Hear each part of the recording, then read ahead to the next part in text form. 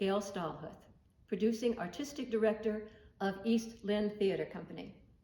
My husband and I started working for East Lynne Theater Company soon after it was founded in central New Jersey back in 1980. But then I became the producing artistic director of the company in 1999, and my husband, Lee O'Connor, joined along as the technical director. And it has been a privilege all these years to be associated with this wonderful company. When it was founded, it was the only equity professional company in this country dedicated to early American plays. And I just kept finding them. And the audiences began to embrace them.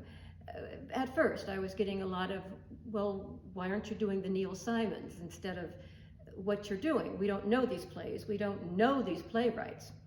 Well, along the way, the audiences have gotten to know them and embrace them. For example, when I produced Why Marry? Well, it was first produced on Broadway during World War I, and it was the first play to win the Pulitzer Prize. Our production was the first time it had ever been produced since the original on Broadway, except for a brief national tour soon after its Broadway production. And new plays. I encourage playwrights, and so that's the other part of the equation. If the play has to do with American history of a certain era, or perhaps an adaptation of literature.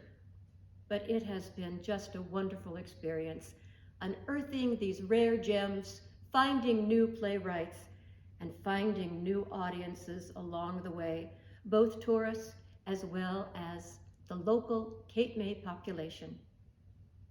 I've enjoyed every minute.